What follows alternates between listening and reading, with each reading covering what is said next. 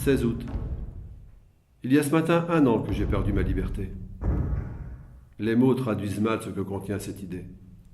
Il faudrait dire 1 an qu'on m'a amputé de ma liberté, tant la sensation est celle de la perte d'un membre ou d'un sens.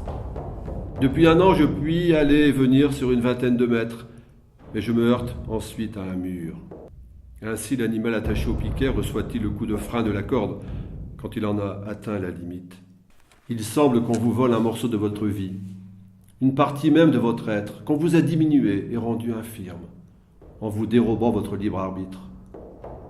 Vous êtes à la disposition de mains étrangères, devenu une chose qu'on manipule, un objet sans défense que des mains indifférentes et vulgaires repoussent dans un coin, avec mépris. Véritable supplice que le sentiment d'une totale impuissance. Vous n'êtes plus maître de vos affaires personnelles les plus insignifiantes, vous êtes ligoté.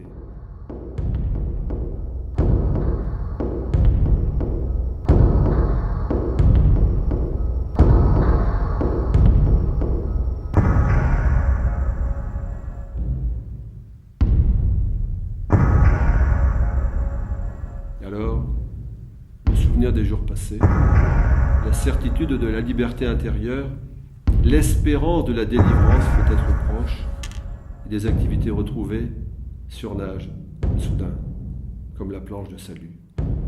Et vous êtes sauvé. A-t-elle passé rapidement cette longue année de captivité? Elle a été interminable et fugitive.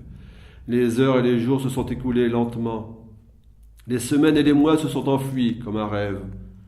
C'est qu'il a fallu tuer les minutes, une à une, mais que ces jours vides n'ont pas marqué dans le souvenir, et que par conséquent, la pensée les embrasse maintenant d'un coup d'œil, et croit à peine qu'ils ont existé puisqu'ils n'ont rien contenu.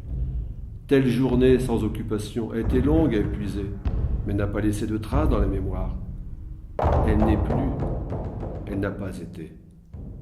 Telle autre, meublée d'une visite précieuse, a paru fuir vertigineusement.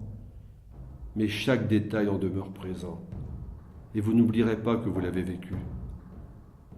Ce n'est pas le temps qui est réel, mais ce que nous y mettons, ce qu'il contient. Il n'est pas notre maître, nous sommes le sien. Le temps a 2 vitesses, celle du présent et celle de la mémoire.